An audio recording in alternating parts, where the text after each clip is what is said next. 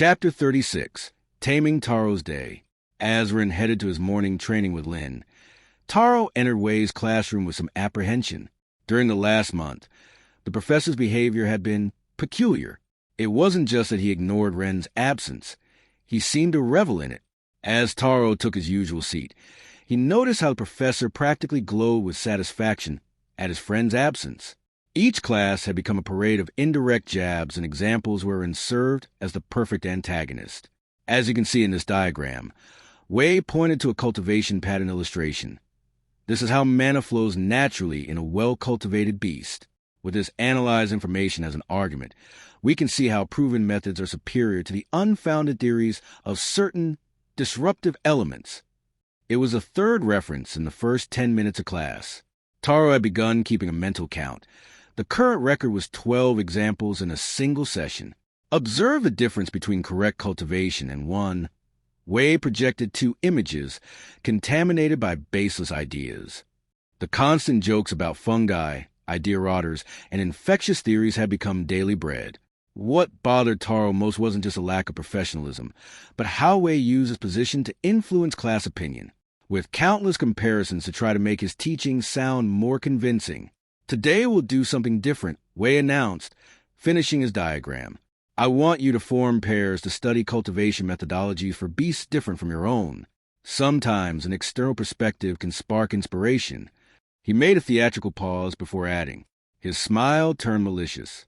Though remember to keep your minds open, but not so much that they rot.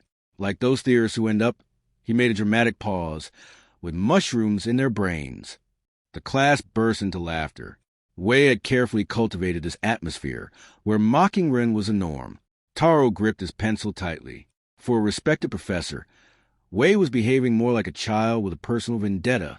Taro observed the classroom dejectedly.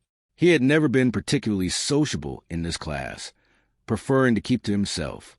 Now, as a known friend of the rotting boy, the possibilities of finding a partner were even more limited. His gaze briefly met Jin's group by accident. The tiger boy, surrounded by his usual cronies, gave him a look of disgust so exaggerated it would have been comical in other circumstances. A soft touch on his shoulder startled Taro. "Can I be your partner?" Taro turned to find Luna standing beside his desk. Her expression was as unreadable as ever, but there was something in her gaze suggesting this wasn't a random choice. "With me?" The question came out higher-pitched than intended. Luna, the most promising student in class, wanted to pair with the rotting boy's friend. "Luna, why don't you work with me?" Klein didn't bother to hide his intentions as she passed near a seat. "My golden line would be a much more interesting study subject than a simple beetle." Luna didn't even dignify him with a look while sitting beside Taro. Klein's golden lion manifested in his arms, the marks glowing with irritation, but she kept her attention on the study materials she was beginning to take out. "So," Taro began nervously, still bewildered at having the class's most promising student as his partner. "The digger beetle." Luna was direct, her voice barely a whisper while pretending to review a diagram. "Have you already started with the method Ren mentioned?" The tension in Taro's shoulders loosened a bit. Talking to a girl was something difficult for him, but this was a topic he could discuss comfortably. "Last night we processed the first crystals," he explained while they pretended to work on the assigned exercise. "Ren used a method with concentrated moonlight. And did it work?" Luna's eyes showed a flash of genuine interest. "This morning I absorbed the first crystal. It was intense." While supposedly analyzing their beast cultivation components, Luna maintained a steady flow of precise questions. How exactly did they concentrate the light? Which moons did they use? How much exposure time? Suddenly, she stopped mid-analysis, her eyes fixed on Taro with an intensity that made him shift uncomfortably. "There's something different about you," she murmured, her shadow wolf subtly manifesting in her eyes. "Different? Your mana." Luna narrowed her eyes, studying him. "The flow, patterns, they move differently in your body. My wolf can see it clearly. It's as if..." "Ah!" Taro smiled slightly, understanding. "During cultivation this morning, the first crystal was processed differently, as Ren said it should be. At first I thought it was mana poisoning, but..." "Interesting. Luna cut him off softly. Though she asked no more questions, Taro could feel her gaze studying him periodically, as if monitoring the changes in his mana flow. They continued with the assigned exercise. Taro, after much analysis, only managed to identify one correct component for Shadow Wolf cultivation, the specific need for night crystals to maintain its affinity with shadows. Luna, for her part, identified two elements for the beetle: the critical importance of moonlight in processing, and, surprisingly, the need for deep earth. The second is incorrect, Taro pointed out, clearly remembering Ren's explanations about purely lunar processing. The method only requires specific moonlight. Luna looked at him with a curious expression, almost confused, but didn't argue. Her eyes, still influenced by her shadow wolf, narrowed.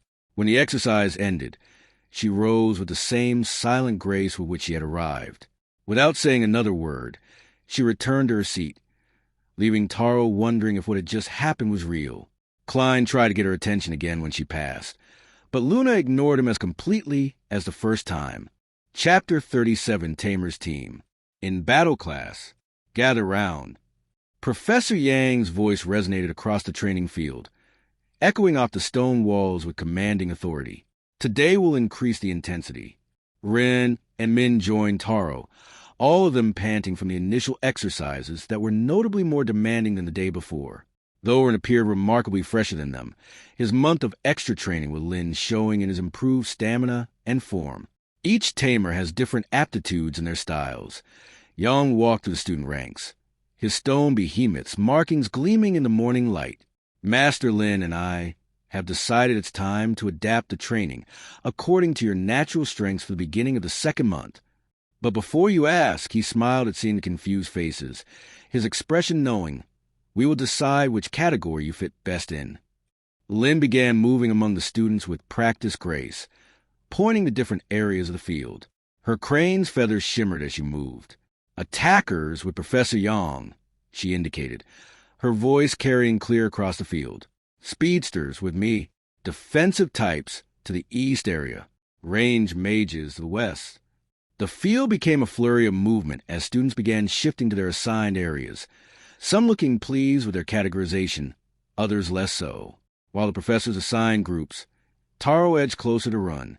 Hey, about Wei's class. Luna asked you about the method? Ren didn't even seem surprised, as if he had expected this development. Was it wrong that I told her about? No problem, Ren shrugged. You can talk openly about it. It's not like it's a secret. Besides, Luna helped me once and patented her. Lin called out. To the attackers group. Strength? Several students laughed, their voices thick with mockery. The rotting boy, I'm a speed type, and I have more strength augment than him. More laughter rippled through the crowd. His strength is better than you think. Lin winked, a knowing smile playing on her lips.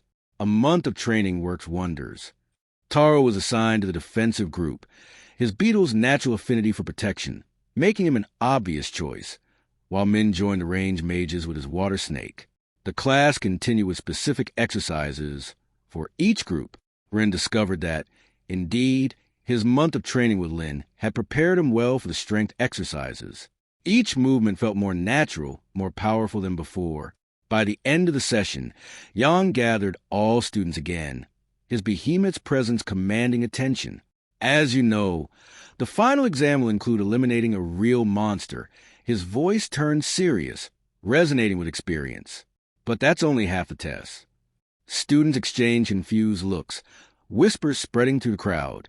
A tamer must know more than just hunting beasts, he continued, his eyes scanning the gathered students. Battles against other tamers from the enemy kingdom are equally important, if not more so. Lin stepped forward. That's why we'll begin team practices next month. You have this month to form groups of 3. Can we choose anyone? Someone asked from the crowd. As long as they're maximum separated by 1 cultivation level at the time of exam, Lin confirmed, her eyes scanning the gathering. Looks began flying across the field as students mentally cataloged potential teammates. Jean was already gathering his followers, their beasts manifesting partially in excitement, while Klein seemed to gravitate toward Luna, who studied the distant mountains with pointed indifference.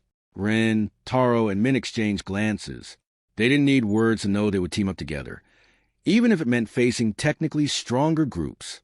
Their month of working together in the mines had already forged a natural understanding between them. One warning. Yang's voice cut through the murmurs. Choose based on compatibility and strategy, not raw power. I've seen teams of weak beasts defeat supposedly superior groups just by having better coordination. His gaze briefly rested on Ron and his friends before continuing. Remember, you have a month to practice together and choose. Use that time wisely. As the students dispersed, Rin couldn't help but smile. An attacker, a defender, and a range mage, maybe they weren't the strongest team, but they could definitely be a balanced one. Hygiene isn't just about appearance. Professor May drew diagrams on the board. The same principles we use to keep our bodies clean apply to food preservation. Rin observed with genuine interest. As a cook's son, he found the connections between body care and preservation techniques fascinating. For example, May pointed to an illustration. Just as sweat can create an environment conducive to infections on our skin, incorrect moisture can ruin perfectly good food. The class continued with practical examples that were meticulously noted down. Many concepts reminded him of techniques he'd seen his parents use, though now he better understood the science behind them. When they reached crystal class, Professor Song made an announcement that caught everyone's attention. Today we'll begin with gathering theory, he explained, though those who prefer to continue with practice can head to the mines. What do you prefer to do? Rin asked his friends. Min and Taro exchanged doubtful looks. Gathering theory sounds important, Min began. But we also need more crystals, added Taro. You can stay for today, Rin suggested. I'll go to the mines. Alone. Taro seemed worried for a moment, but then remembered something. Though now that I think about it, in a month you haven't had a single accident down there. It's true, Min nodded. You haven't even stepped on a trap by accident, and some are well hidden. Knowledge has its advantages, Rin smiled. I'll be fine. From a few rows back, Jean observed the conversation with malicious interest. He leaned toward his group, whispering something that made them smile. Are you sure you'll be fine? Taro insisted. Perfectly. Rin was already packing his things. You learned the theory. We can compare notes later. As Rin left, Jean and his two cronies also stood up. Professor, Jean smiled innocently. We also prefer practice today. Song watched them with some suspicion, but nodded. Just remember to report your findings. Min and Taro watched Rin leave, followed at a distance by Jean and his group. They exchanged a worried look, but reminded themselves that so far, Rin had proven to know the mines better than anyone.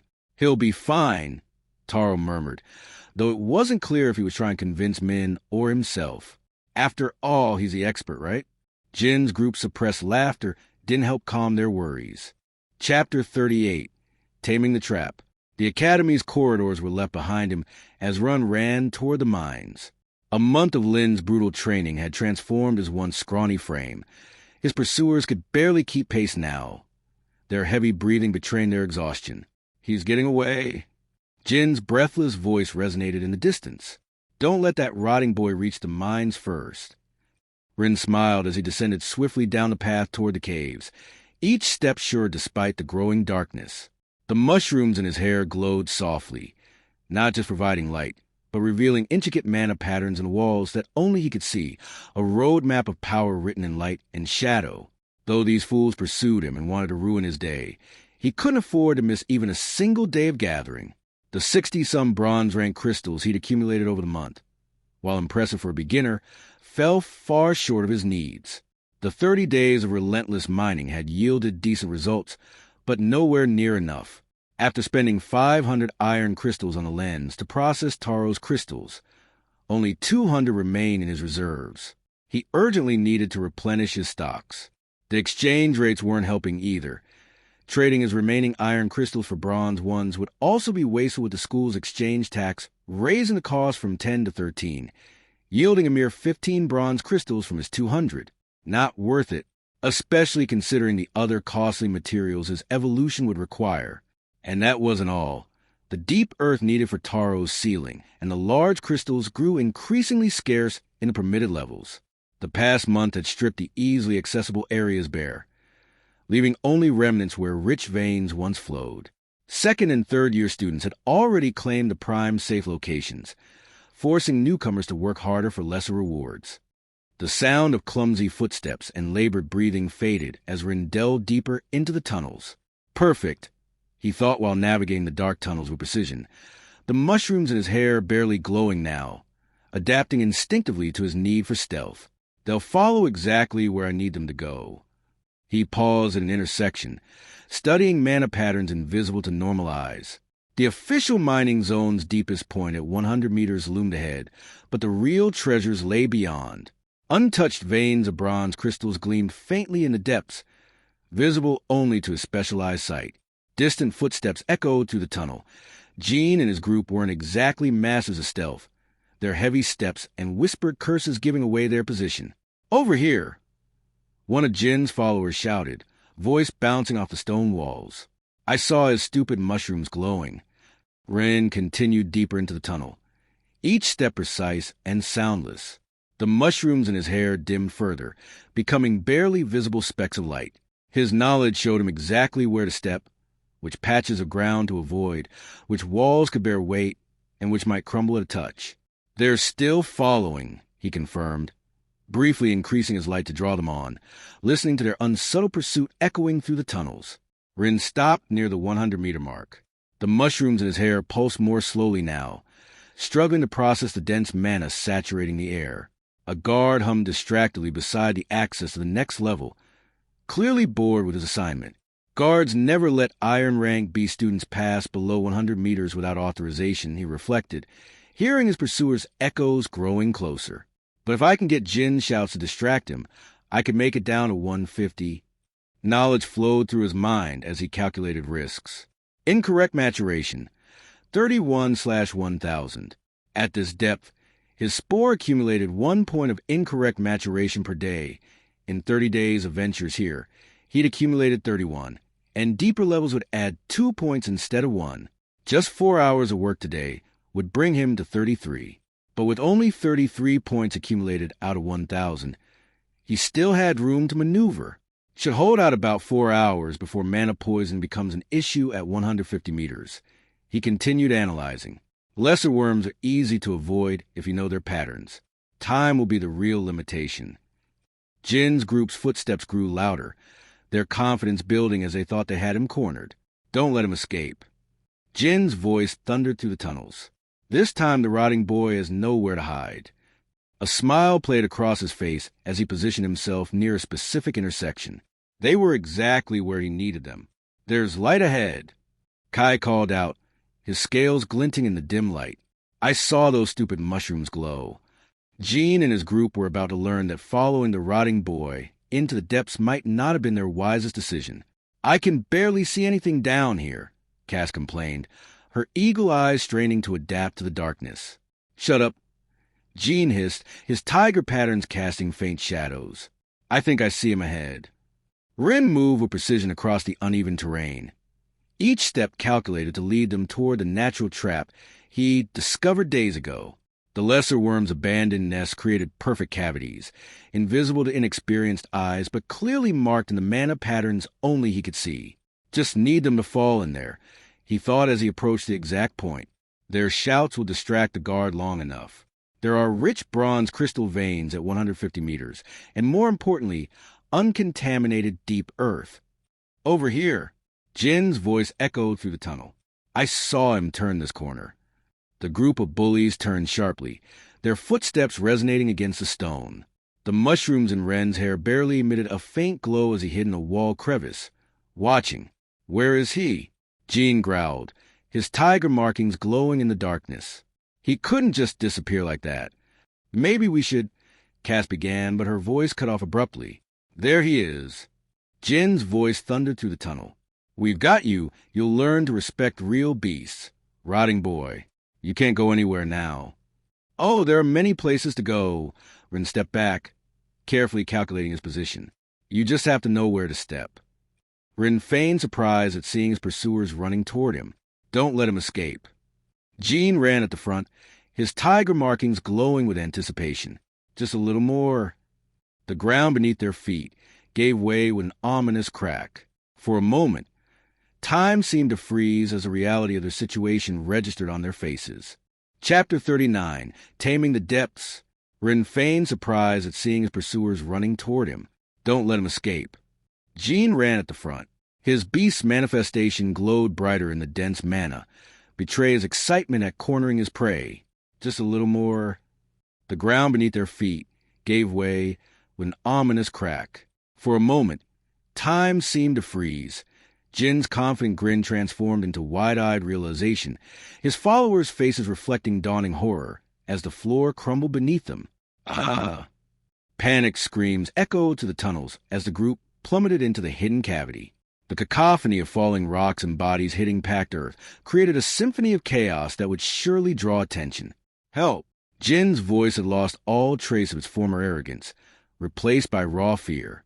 Someone! The panic-stricken cries quickly attracted the guard.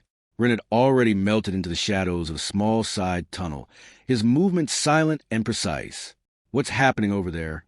The guard's voice approached rapidly, boots crunching on loose stone. Keep calm. Perfect, Rin thought, moving silently toward the adjacent wall near the entrance to the depths, a passage he'd been preparing for days. The crack, disguised as a simple extraction tunnel, was actually his escape route, carefully weakened over multiple visits. We're trapped, Kai shouted, his voice cracking with genuine fear. The floor collapsed. Stay calm. The guard was already assessing the situation. Don't move. I'll get you out of there. Rin pressed against a weakened section of the wall. The abandoned Lesser Worm tunnel needed just one more push. With a crackle barely audible under the bully's shouts, the rock gave way. Just enough, he observed while sliding through the narrow passage. His thin body barely fit through the opening, a benefit of still being a relatively slim child. Watch the edge. The guard's voice faded as Rin descended on the other side. I'm throwing down a rope. The shouts and chaos continued above, providing perfect cover. Rin moved quickly but precisely along the now clear path. Now I'll have a few hours apiece to search for what I need below. The mushrooms in his hair pulsed more slowly with each meter he descended, the dense mana making their work more difficult. Time is running, he reminded himself as he ventured deeper. My ankle! Jin's distant voice resonated with feigned pain. I think it's broken. Calm down, boy. The guard's voice grew more distant. These upper tunnels were abandoned. They all once belonged to displaced hungry beasts that have already died. So don't panic. Take the rope. Rin smiled as he descended. Gene would probably stretch the drama as long as possible, which gave him more time. The real race against the clock was with mana poisoning. Bronze crystal veins gleamed temptingly in the walls, but it was better to start from the deepest ones. He could already sense the rich deposits of crystals and deep earth waiting. For hours before the poisoning became dangerous, it was time to make every minute count. The mushrooms in Ren's hair pulsed as he studied the patterns on the tunnel walls. The marks left by lesser worms formed an intricate map for those who knew how to read it. This isn't normal, he thought as his fingers traced the lines of mana, residue that glowed faintly. Too many recent marks, too many overlapping patterns. The abandoned tunnels intersected more frequently than his knowledge told him was normal. Where he would typically find 2 or 3 intersections, now he saw 5 or 6. The lesser worms were expanding their territory, digging new routes with unusual frequency. Why are they so active? Rin stopped to examine a particularly fresh mark. The mushrooms in his hair revealed the still vibrant mana trail. This is less than a day old. Knowledge flowed through his mind as he analyzed the patterns. Lesser worms only proliferated like this when significant changes occurred in mana currents. Something was altering the natural flows below. A side tunnel caught his attention. It was narrow, barely wide enough for a small person to pass through crouched, and the darkness seemed denser there. The mushrooms in his hair pulsed stronger, detecting something. Perfect. He smiled upon examining the wall. A bronze crystal vein, richer than normal, intertwined with veins of uncontaminated dark earth. It was an oddly convenient combination, almost unnatural. Rin extracted his tools with extreme care. Each strike would need to be precise, controlled. The slightest echo could attract unwanted attention. The mushroom's pulse and warning. A lesser worm had passed through a nearby tunnel recently. Its senses would still be alert to any vibration. Patience, he reminded himself while positioning his pick. One strong blow in the wrong place, and I'll have company very soon. The first impact was barely louder than a whisper against the rock. Ren worked methodically, each movement calculated to minimize noise. The vein was surprisingly generous, bronze crystals practically jumping into his hands once he found the correct pressure points. 2 hours of methodical work had filled Ren's bag with a satisfactory amount of crystals and deep earth. If Taro knew I was using worm excrement to seal his crystals, an amused smile crossed his face as he stored another portion of the dark substance. Better he keeps thinking we only use moonlight and not special earth from the depths. The mushrooms pulsed more slowly, the dense mana making it increasingly difficult to process the environment. But knowledge kept flowing, showing him exactly where to strike, what angles to use, how to extract and store the dark earth without contaminating it. It's almost too perfect, he thought while storing another crystal. The richness of the deposit, the presence of pure dark earth, the unusual proliferation of tunnels. Everything suggested something had changed in the depths. A distant sound made him pause. A worm's dragging? Or just the natural echo of the caves? Another echo, closer this time. The sound of something dragging made his hand stop. The mushrooms in his hair pulsed more slowly, adapting to better detect nearby movements. This vein is too rich to be so untouched, he reflected while remaining motionless. Knowledge flowed, showing him clues others would overlook. The marks on the walls, the crystallized mana patterns. This was not a lesser worm's, but common worm's last gift when they expelled it from its territory. The dragging drew closer. Ren held his breath, his body completely still. A lesser worm emerged from a side tunnel, its pale body glowing faintly with absorbed mana. Chapter 40, Taming the Escape Plan. The creature's rugged skin revealed intricate patterns of mana circulation, a beautiful display of natural energy processing. Must have been about 2 months ago. His mental analysis continued while observing the worm. The common worm probably died or returned to the depths, but its last defecation left the zone separated. The knowledge flowing through his mind painted a clear picture of the tunnel's recent history. The lesser worm advanced near the deposit, its movements fluid and purposeful. Its olfactory sensors quivered, drawn by the rich mana concentration in the vein. Ren watched, fascinated, as the blind creature approached the area where he had been working. Each movement revealed more about its nature, its hunting patterns, its sensory capabilities. Mana attracts them, he thought while the worm tentatively tested the earth near the deposit. But the residue, his knowledge showed him exactly what would happen next, like reading a script written in mana patterns. Just as expected, the worm recoiled almost immediately. Its sensors writhed in what appeared to be disgust before the creature rapidly retreated through another tunnel, its body contracting in visible revulsion. Common worm excrement must taste terrible to them. Ren's smile widened. It's like a natural repellent. The mana in the vein attracts them, but one taste of these residues. The elegant simplicity of nature's defense mechanisms never ceased to amaze him. Ren waited several moments more before resuming his work, each second measured carefully against the growing pressure of mana poisoning in his system. That's why this vein has retained so much mana. His mind connected the pieces while extracting another crystal. Lesser worms detect it because of its mana richness, but the common worm's residues keep them away. Each new discovery reinforced his understanding of the mind's ecosystem. His fingers traced the crystallization lines on the wall. The mana had concentrated uniquely here, preserved by the peculiar nature of the deposit. The patterns told a story of power trapped and refined over recent months. Nobody else would come looking in such a cramped hole, and lesser worms won't eat what's basically a pile of worm feces, unless by accident, he thought while packing another portion. The irony of finding treasure again in what others would avoid brought a slight smile to his face. The mushrooms pulse again, detecting another movement in the distance, but farther away this time. Ren continued his work, each movement precise and silent. He had found a unique treasure here, and he wasn't going to waste it. The density of the mana, the quality of the crystals, the perfect preservation of the deep earth. It was a miraculous combination of circumstances at this low depth. Just hope Taro never asks why a special crystal has that particular color. He smiled while sealing his bag. The knowledge had shown him many secrets of the depths, and this was one of the most useful, however unpleasant it might seem. Rin leaned against the tunnel wall, his legs trembling slightly from the effort of the last hours. The bag at his waist weighed pleasantly, the result of a productive but risky expedition. The bronze crystals clinked softly against the iron ones, while the black earth remained stored in its own bag. 2 bags. Almost 40 bronze crystals.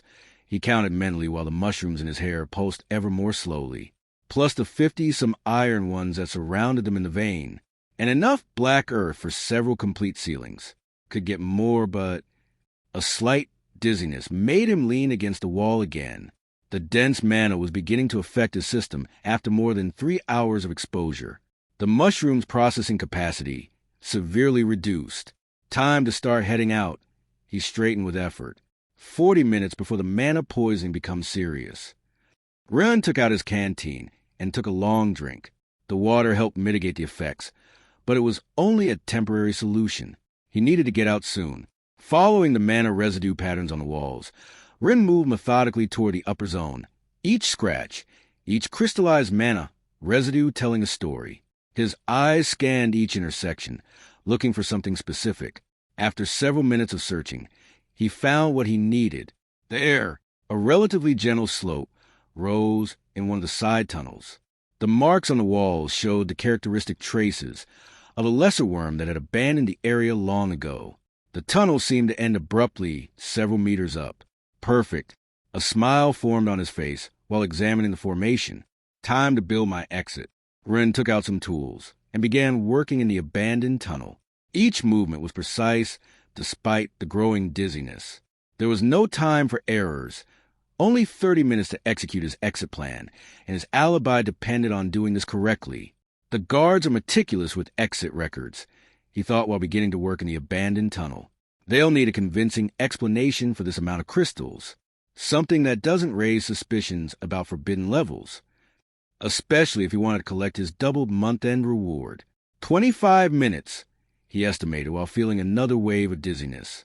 Need to finish this and start ascending in the next 10, or I won't reach the surface in presentable condition. Sweat ran down his forehead as he continued his work. Each passing minute made his movements more difficult, more imprecise. First, he used the residual energy in the lens he had bought and overcharged a crystal, then sealed it with deep earth. The crystal began to glow in a brown tone. Rin carefully deposited 5 bronze crystals on the ground, forming a specific pattern. His fingers trembled slightly while placing each one, not just from mana poisoning, but from the pain of wasting valuable resources. Hurts to use bronze crystals like this, he thought while taking out 3 more from his bag. But I need the worm to detect them from afar. Iron ones wouldn't be enough attraction at this 115 meters low depth. The fresh marks on the walls confirmed what was necessary to execute his plan. A lesser worm had passed through here recently. Its sensors probably still alert to any signal in its territory. The mushrooms in Ren's hair, though weak, could still detect the fresh mana trail. This one must be near leveling up, he analyzed while studying the residue patterns. The marks are deep, regular. It's been accumulating mana consistently. With methodical precision, Ren began to strike the tunnel wall. Like and subscribe for more content.